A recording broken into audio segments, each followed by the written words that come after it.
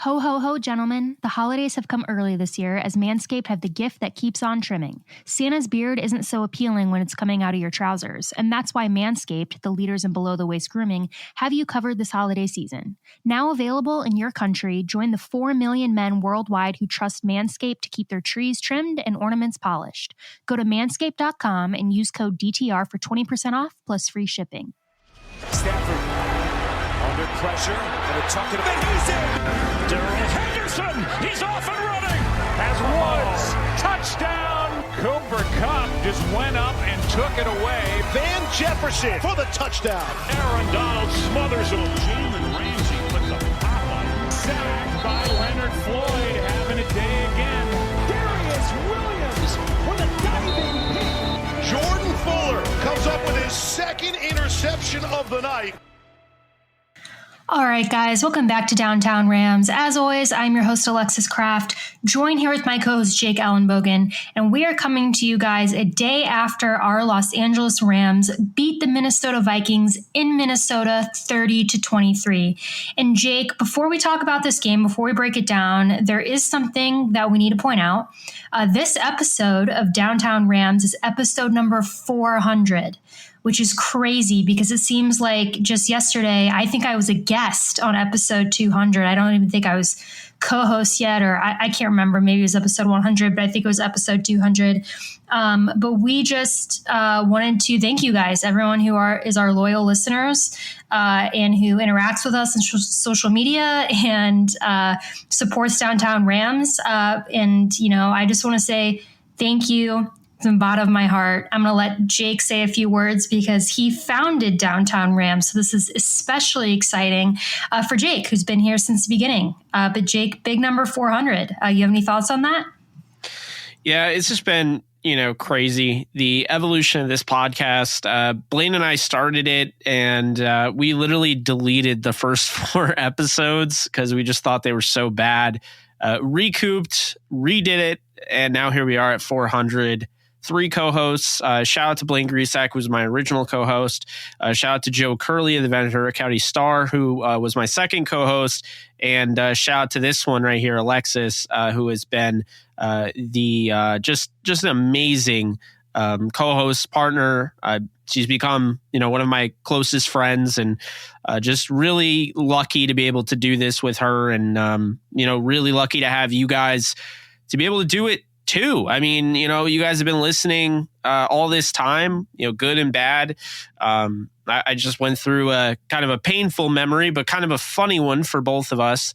The Rams-Ravens game back in 2019.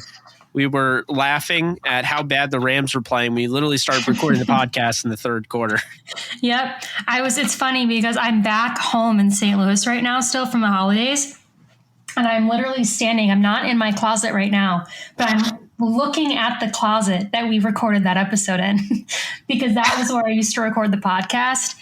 And yeah, we literally, it wasn't even, I don't think the fourth quarter, we were just like, we need to go record now. Like there's no point in just waiting for the misery to end. Yeah, that's a crazy memory. But thank you for the kind words, Jake. That's very nice of you. And I reciprocate that. And, we have a great time doing this podcast together. And, 400 episodes, it might not seem like a lot to the listeners, but it is a lot, I know, to me and Jake. And like I said, I think, I remember episode 200, I remember episode 300. Jake, was I think I was a guest. There was this. Your first episode. Are you ready for this? Yes. I hadn't recorded one. I recorded one 6 days after the Rams lost to the Patriots. And It was February 10th, 2019, episode 155. Wow. Okay. That's what I thought because I didn't officially become co-host, I think, until... I mean, I kind of feel like you were a co-host when we were doing, I don't know, the Bad Takes podcast, which... Yeah. Well, that was before 200, but I think it was right after 200 I got the official title, but I've been around since, like you said, episode 155, which is crazy. Like that's over almost, I should say, 300 episodes. We so took about you 250. We took you off the featured tab. February 23rd was the first podcast without the featured tab, because you were still featured. It showed you were still featured on the Bad Takes episode with Dalton Reisner. But then February 23rd, 2 days later, our 163rd episode, because we did so many just right off the rip, we took you off, and it was Nate Davis, and who's now at the Titans, and Montre Hardage from Northwestern. And that was that. That was when you became, I don't see you. So I was co-host. Yeah, you were. Because it started with you and Alex Kelly right after the Super Bowl. We did a live roundtable draft show, and you just kicked ass, for lack of a better term. And, I pretty much had an idea I was going to be like, you should be the co-host, but keep things going. And then eventually it was just too obvious. We were getting guests and stuff and having a lot of fun, had great chemistry.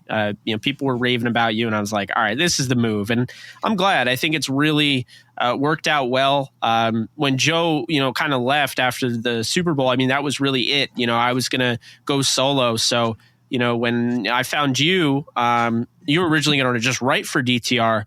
And when you came on the show, I mean, you just really established yourself right off the rip. So just to see that confidence, that consistency, and just the preparation, it was a no-brainer on my part.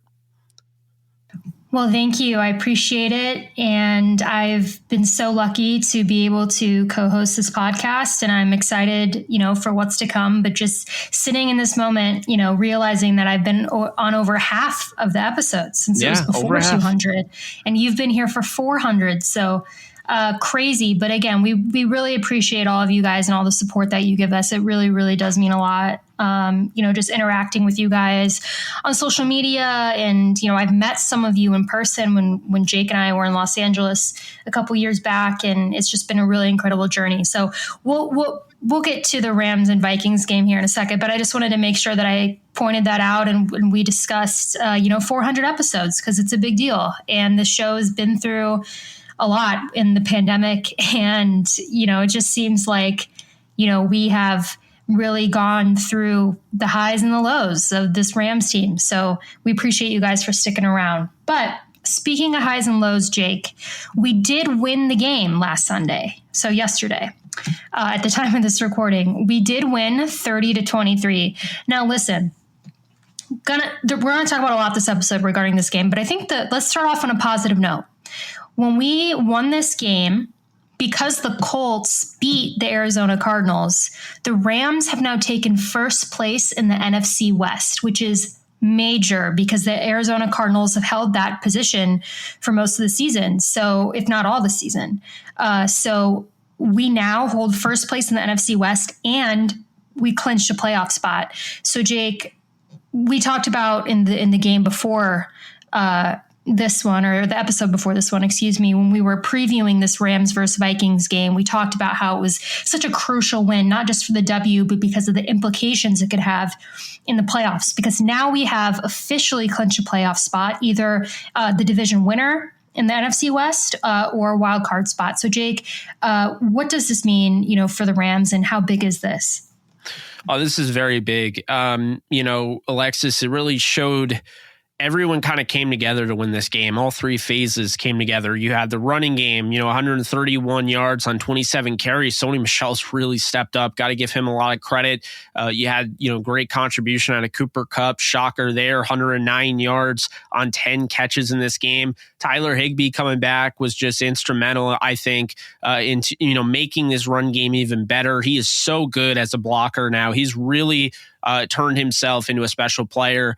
Odell getting the touchdown there. Then you had Stafford, who struggled, 3 quarters of this game, but the fourth quarter he made some, big time throws, had that touchdown to Odell to really kind of wrap that thing up. But it's not just the offense, then you look at the defense, and it's just, really impressive what you got. I mean, right off the rip, you're getting some good contribution out of your rookie linebacker. Per usual, Ernest Jones comes up, makes a great stop, to stop a first down potential conversion on the first drive. And Ernest Jones ends up, hurting his ankle. And he's got a high ankle sprain, so I don't know if he's going to play until, say, the playoffs. And I think they should, keep it very conservative with him, because that is a scary injury, as you know, from the days of Sam Bradford.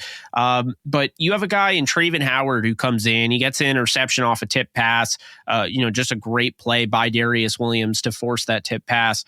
But regardless, Traven Howard played some phenomenal football, as well as Troy Reeder, both combining for 11 tackles. You had 2 pass breakups from Traven Howard. Troy Reeder was able to have a pass breakup, looked great in coverage. Sometimes when you get demoted, it kind of gives you some, a little bit of a ferocity. And I feel like we saw that with Troy Reeder. He looked a lot better, coming in. They needed him to. Defense played very well. You look at Aaron Donald with his pressure on the quarterback, had some great contribution out of Jalen Ramsey on one of the best receivers in all of football, and Justin Jefferson. Just everyone came together. And then on the special teams unit, you had some nice special teams plays. But the big one here was not even the, and obviously it's very important you get the onside kick there, 30-23. That game could have been scary at the end. So shout out to Van Jefferson for coming down with that, kind of hard to, imagine him dropping it, but it would have been a tough catch. But just big here, for the Rams being able to get what was really the play of the game, Alexis, the thing that opened it up, and that was Brandon Powell's, punt return, his 61-yard punt return touchdown, where I was honestly unsure why he even took it. Like, I thought he had already done the signal, because he didn't have a lot of room, and he took it and he made something happen with it, just setting up his blocks well and springing that thing. And I mean, Sean McVay was very complimentary of his play, and I think we have a returner moving forward, as well as a Pro Bowl kicker in Matt Gay, who just at this point, you have to feel amazing anytime he comes out to kick a field goal. He just is so reliable. He's tied for first in points this season for anybody, tied with Nick Folk of the New England Patriots. And how about Johnny Hekker? He had a punt inside the 20, a long of 55, an average 54 per punt. Johnny Hekker, who has struggled this season, while Corey Bojorquez has actually had a pretty good season over in Green Bay, he was originally with the Rams. Hekker really showed a little bit of vintage Hekker this week. Yeah, definitely did. And you bring up the kicking situation, which is just such a sigh of relief after kind of the year period that us Rams fans went through. When we were struggling to find a consistent kicker, and Matt Gay has just been absolutely amazing, Mr. Reliable, and a big reason, that we have, been able to put points on the board aside from touchdowns, obviously. But Jake, the biggest question that I keep being asked, and, when this game was going on, I was getting a lot of messages about Matthew Stafford. She pauses for suspense. Now, listen. Matthew Stafford is a good quarterback, okay? We're not taking away anything from him, but anyone with a set of eyes could see in this game and in many games this season that he has made some very questionable throws that have resulted in interceptions, pick sixes, and missing wide open receivers. I'm going to say something I've said on several episodes this season. This happens to any quarterback from time to time. You got to cut him a little bit of slack. Obviously, Matthew Stafford has been doing this at an increasingly alarming rate. Something Jake said to me yesterday about this win was that it proved we can win even with Matthew Stafford not playing well.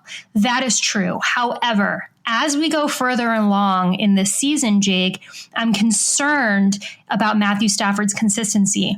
And I don't want to join this crowd, but I'm going to play devil's advocate a little bit here.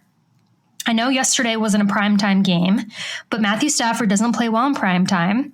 He doesn't play well in the playoffs. And this is just historically. I'm not saying that he's not going to, but I'm playing devil's advocate, and I'm going to hear your rebuttal.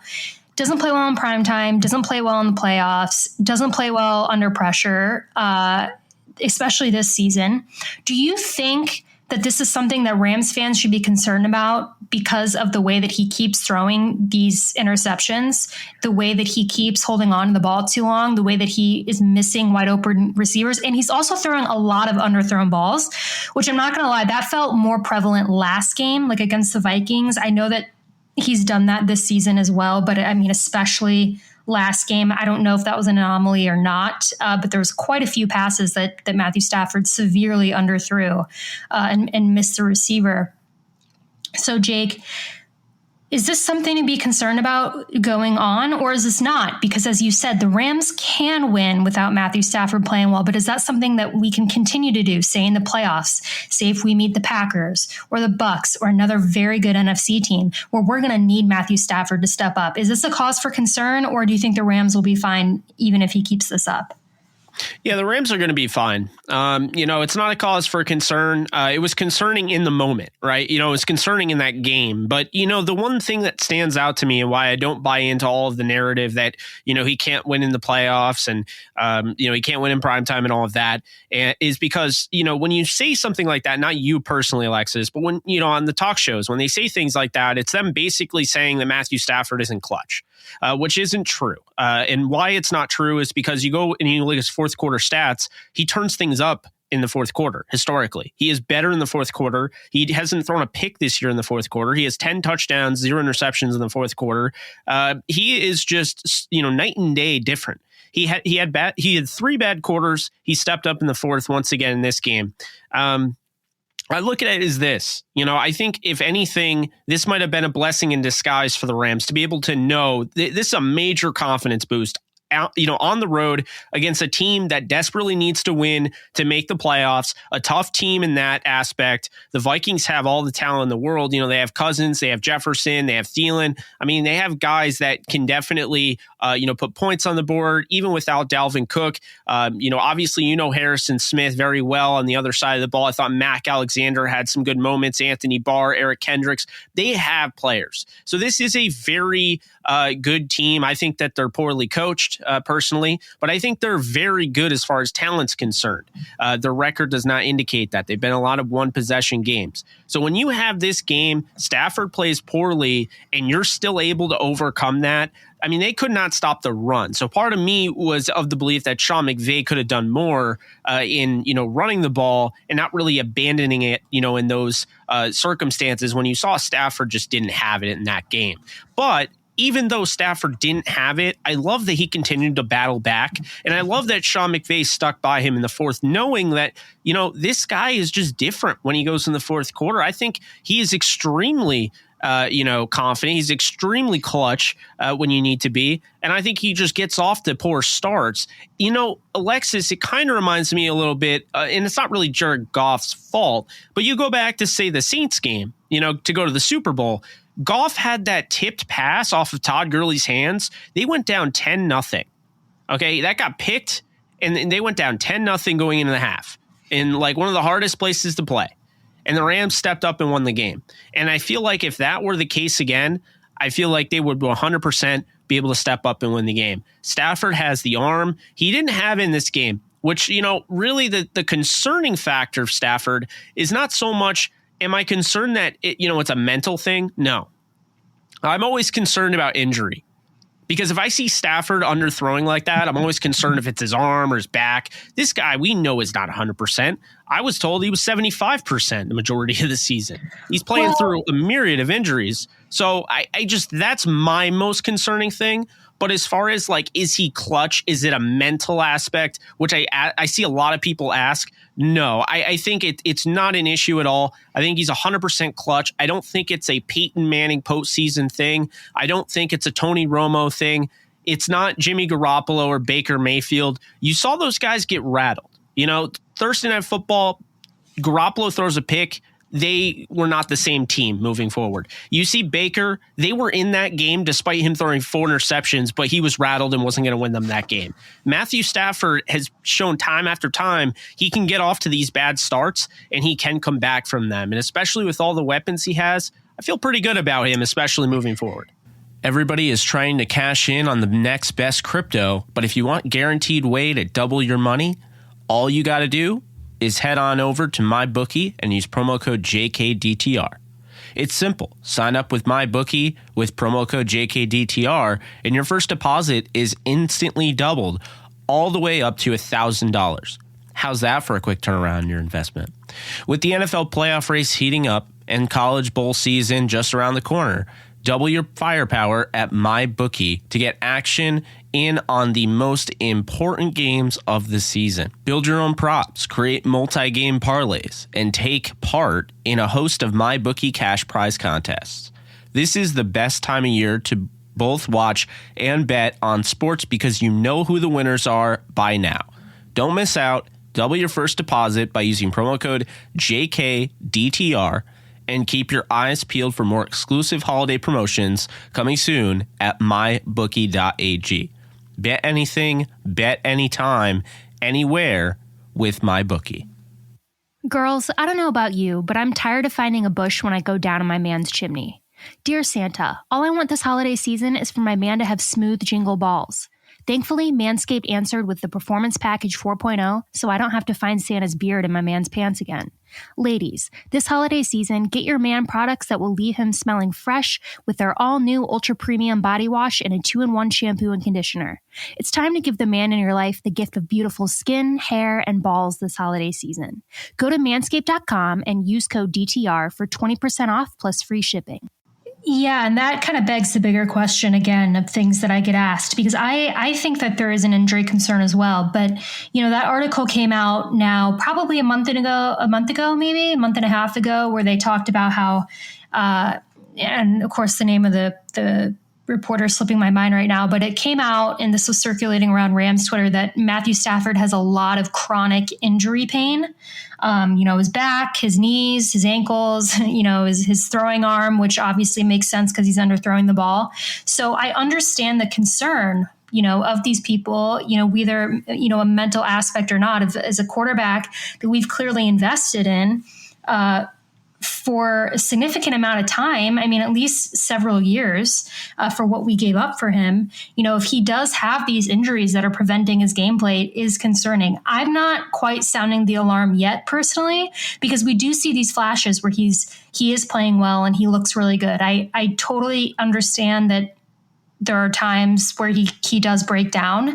I'm not going to sugarcoat that. I mean, I personally think that we saw it a little bit in the Vikings game. I mean, for 3 quarters, he was pretty bad. And like you said, the fourth quarter, that's great. But that is concerning to me when we go against better teams. So I think that anyone who is concerned, they definitely have a right to be. I understand all the speculation surrounding Stafford, but my advice, or I guess kind of my opinion on that, would be, there's really not much that we can do about it, as simple as it sounds, except see how the playoffs play out. Obviously, if we get to the playoffs and it just becomes an absolute nightmare and Matthew Stafford goes and throws for 8 interceptions or can't complete passes, then fine, we'll have that conversation. But the season's not over yet, and they still have time to adjust. And I know that it's the end of the season. I get that. But we have time until our first playoff game.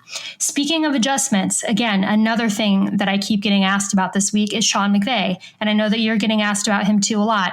The play calling, the abandoning of the run game. What is it? I mean, not that you and I can give a literal answer because we haven't spoken to Sean McVay. Obviously, this is just our opinion.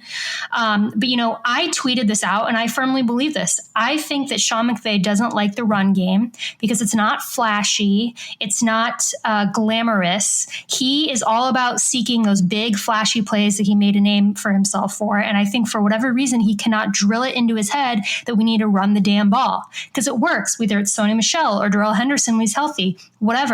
Run the ball. Not every play needs to be a Madden-esque play. And I think that that's kind of been Sean McVay's style. And when everything else is going fine, that works. That's great. But it's not quite working right now. And a lot of people were messaging me about this, and they didn't even need to, because I saw the Rams Twitter timeline, as I'm sure you did, as we're wondering, why are we not running the football? It's not like the Vikings were stuffing the run. I mean, it's not like we just could not run the ball against the Vikings. I'm not saying that they're probably the easiest defense to run the ball against, but, they certainly were giving us opportunities. I mean, you saw Sony Michel, Darrell Henderson was in a couple plays. It seemed to be working. So, Jake, what is it? Why is it so hard for Sean McVay to just run the football when it's working? Do you have any theory behind this? I do. I think you kind of hit the nail on the head. I mean, I feel like it is very adamant where you have these offensive minds like him, like LaFleur, Shanahan. Shanahan, everyone wants to pat him on the back when he goes against the Rams. But if you watch, how on earth did they not beat the Titans?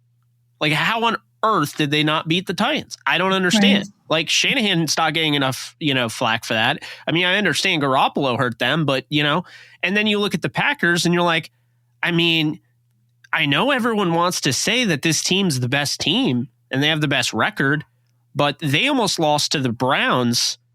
They won by 2 against the Browns at home against Baker Mayfield throwing 4 interceptions. That offense had no creativity, and they got lucky in the second half after starting off well in the first.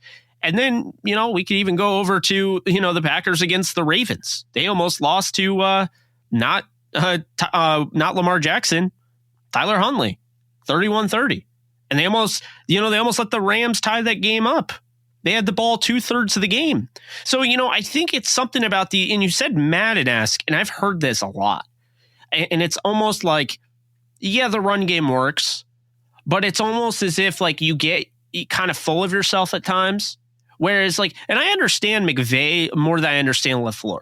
LaFleur's had Aaron Rodgers since he joined that team. Okay.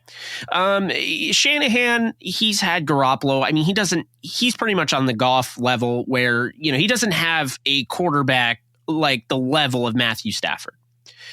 And Sean McVay has gone through Jared Goff, John Wolford, and Matthew Stafford and knows, okay, Matthew Stafford's just a different animal. That's why they lead the league in 50-plus yard plays. And I feel as though, Sean McVay knows, obviously, you got to run the football, and he comes out and you hear the sideline reporter. I feel like the half of every game, they're like, Sean McVay told us he wants to run the football. And then they come out and they run 4 straight passing plays. I just feel like it's so ironic, hard. Isn't it? It's so ironic. You know what I'm talking about, too. Yeah, like, I do. It's always the same sideline reporter that's like, yeah, Sean McVay told me that we're going to be running a lot in the second half. And then they come out and they throw first 7 plays of the game. No. So my thing is that I think he likes running the ball because he is, the tree where he comes from is like a modified West Coast style offense, which is predicated on the play action passing attack, which you can't do without establishing the run. So I do think he does like running the football for that reason, but I think he kind of gets in that mode where he loves this. This is fun for him. And, obviously he wants to win the game, but you dealt with Jared Goff last year, who was just not Jared Goff 2017-18. Sean McVay, as great as Sean McVay is, if Jared Goff didn't end up playing like that in 2017-18 and played like 2019 and 2020, there's a very good chance that team wouldn't have gone as far as they did. So, Jared Goff throwing bombs in 2017-18, whether it be to Sammy Watkins or Robert Woods or Todd Gurley or Cooper Kupp, you name it, doing that kind of got McVay, okay, like we can do it. We can do anything. He started off with all of that immense talent and success on the offense. And then he kind of got a little bit, it wasn't just a wake-up call for him. I'm not going to say he wasn't having fun, but think about it. This is a team that had 2 receivers that were leading the league in yards after the catch. That means the depth of the football of throws from Goff it wasn't far. And obviously the exciting plays are exciting. So you get Stafford now. And yes, on one shoulder, the angel on your shoulder is telling you, run the ball with Michelle. They can't stop you. He's averaging 6 per carry right now. Stop. Just run the ball. But then on the devil on your shoulder saying, well, we have Stafford. We could play backyard football and have Stafford in the empty set. Even though they can't stop the run, maybe, we're just going to throw all over their secondary. And you and I talked about it. Going into this game, they gave up the most points to any receiver in the league fantasy-wise. So that's the thing, that they were giving up a lot of points through the air. They were giving up a lot of yards through the air, and I think that was really the game plan. But when Minnesota, you realize Stafford didn't have it, it was like Sean McVay didn't make that adjustment. Like, okay, Stafford's not hitting the usual throws. Something's off today. We're going to ride Michelle. But then he ends up with 27 carries, Alexis, but I almost feel like it's kind of misleading because in the meat of the game, he wasn't getting those carries. Yeah. It's tough because I do think that if Sean McVay, you and I have had the conversation about Sean McVay and play calling, which extends far beyond just running the football. I mean, there's a lot of other questionable calls that I'm not going to sit here and rattle them off, but during the game, like 3rd and 2 and constant screen. Yeah. Just really. That's when you do it. I get it. Cause here's the thing. Stafford hits that throw every time except for like this game and like a few games this year. So the majority of the time you like that matchup with OBJ. That's a touchdown probably last week and the week before. This game, it wasn't. And I think Sean McVay should have known. I mean, obviously you can't hate on him because he called a great play and it would have worked, Alexis, but Sean McVay almost should have known that, like, look, Stafford just doesn't have it today. It doesn't mean that he's done for the year. Doesn't mean that he's horrible. It's just, you have those games and you could see Stafford came out and just didn't look like he was about to take the world by storm.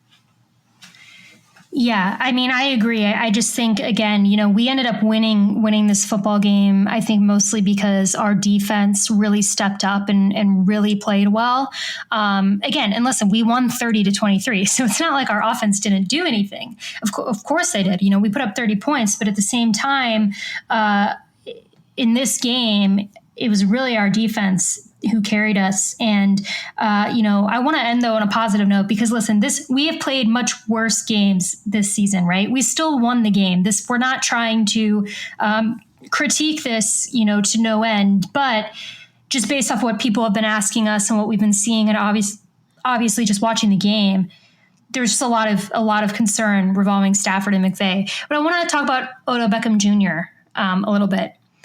He has absolutely delivered when we've needed him to. He has stepped up. He doesn't get targeted as much as probably one would think. It's crazy because if you look at most teams in the NFL, if you put a healthy Odell Beckham Jr. on that team, he is wide receiver number 1, right? But on the Los Angeles Rams, he is wide receiver number 2. And I think that he knows that. And I think that they use him in that type of way to create space, create distraction. Obviously, very unselfish player. Everything that I've heard about Odell Beckham is that he understands what his role is. He knows that he has a lot to prove. He's come in here, he's put his head down, and he wants to win football games. I would love it if we extended Odell Beckham Jr. on this team. 100%. Right now. Right now. But I'm gonna be honest. Can we keep Cooper Kupp, Robert Woods, Odell Beckham Jr., and Van Jefferson on the same football team? Yes. Do we, though? Here's the thing. And I think we've talked about this a little bit before, but just in case people didn't see that episode, Robert Woods isn't a guarantee to be back for the regular season next year because he's coming off an ACL tear that was mid-season. So he's running into the realm of possibility he could miss a few games to start the season next year. And you did draft Tutu Atwell in the second round, but you don't need to throw him into the fire right away. Same thing with Jacob Harris. I think if anything, Odell is back. He's ready. If they needed him to carry the receiver room, he's open a lot. And it's just that like Stafford doesn't go to him because, he's got Cooper Kupp or, whatever. So, I think that's a big thing there is that Odell is he's a different animal. I think he 100% wants to stay.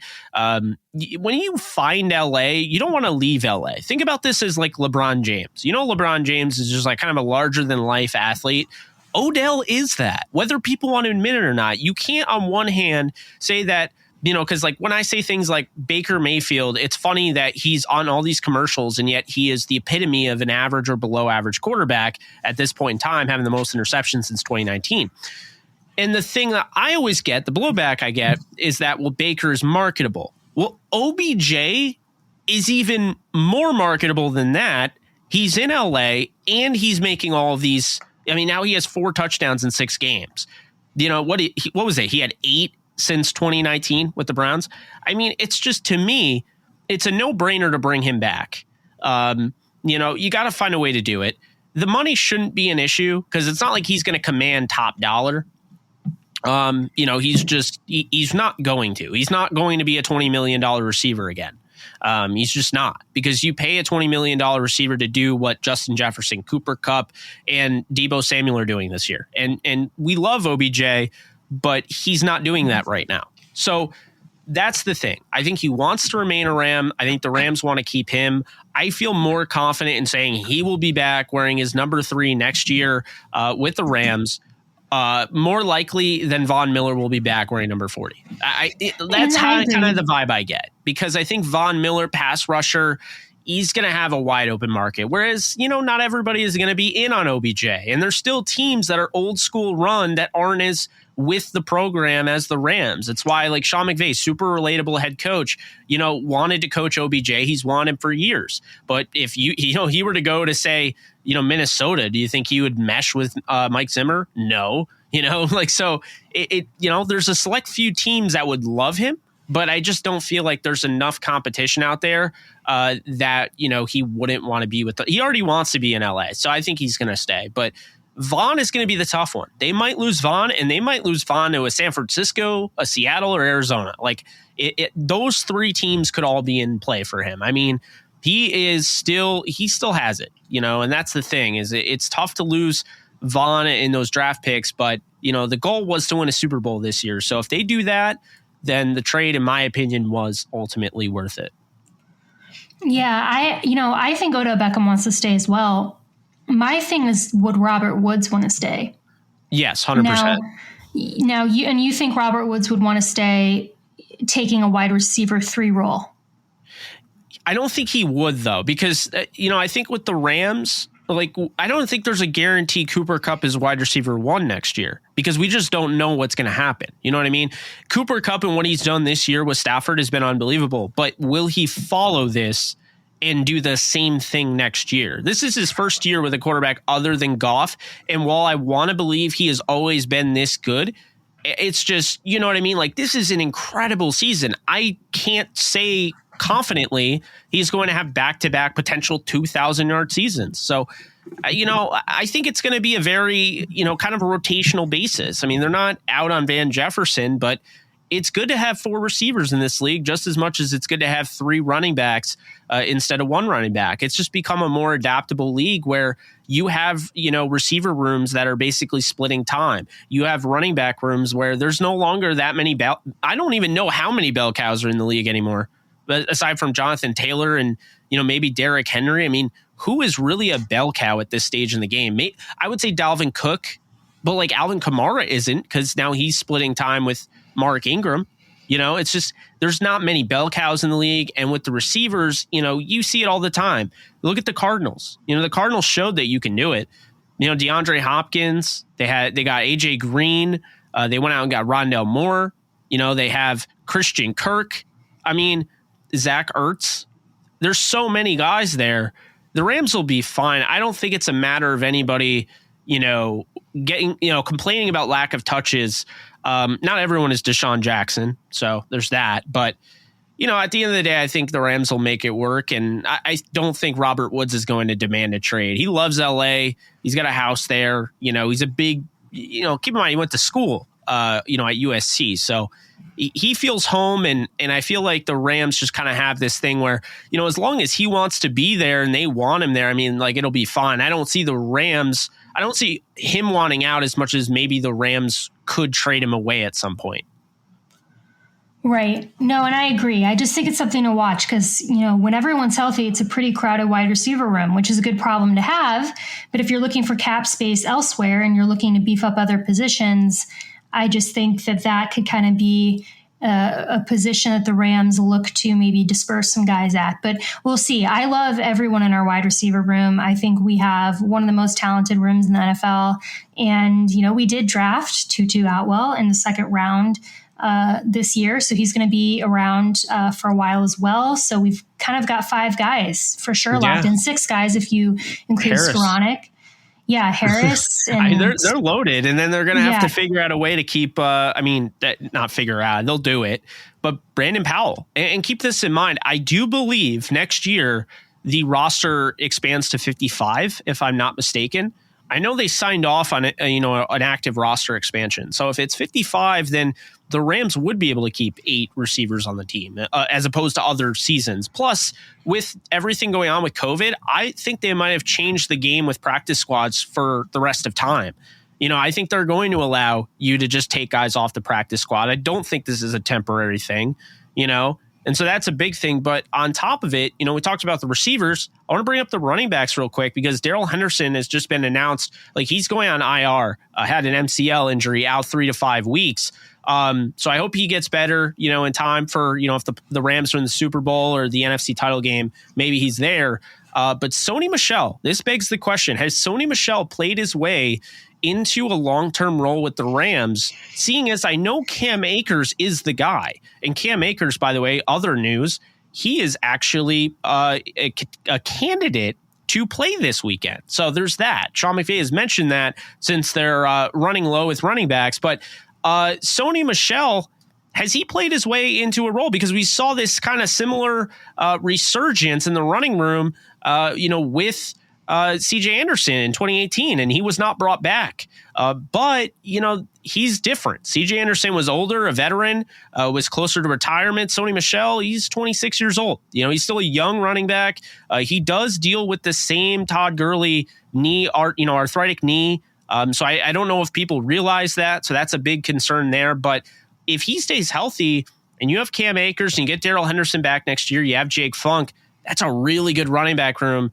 And with the way the NFL is, Alexis, if I told you this probably 2015, I would have said no, because, teams just simply had their bell cow and they had their scat back. But now the way the NFL is moving towards committee, I think it's more possible Sony Michel ends up with the Rams in 2022 and beyond. Yeah, I certainly would love to have him back, with the way that he's been playing and obviously familiar with our system. I think it would be great if we could have kind of going back to that committee with Cam Akers, Henderson, and Michel.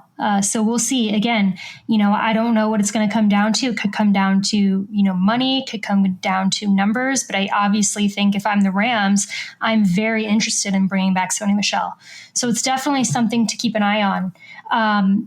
But yeah, I think we've pretty much covered, the Rams-Vikings game. Obviously, it was a win. It wasn't the prettiest of wins. There was some concerning things, like we mentioned, with gameplay and game calling. But overall, it was a win that got us first place in the NFC West for now.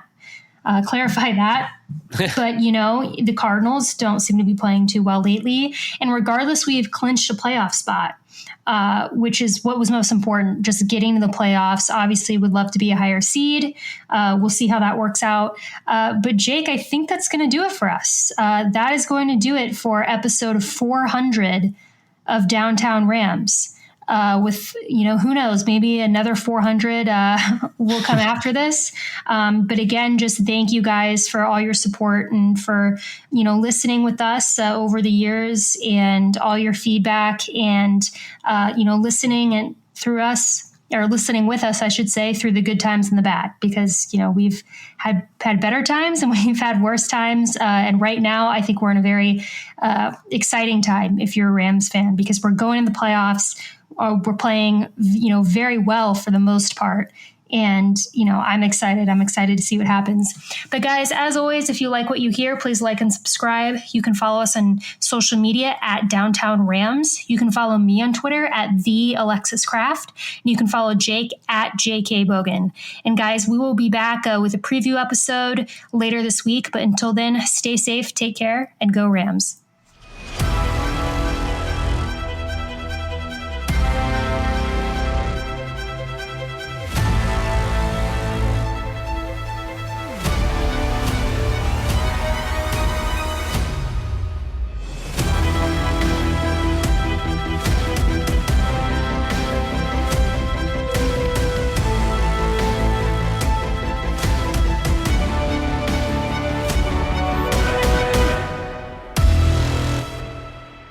Get 20% off and free shipping with the code DTR at manscaped.com. That's 20% off with free shipping at manscaped.com, and make sure to use code DTR. Unlock your confidence and always use the right tools for the job with Manscaped.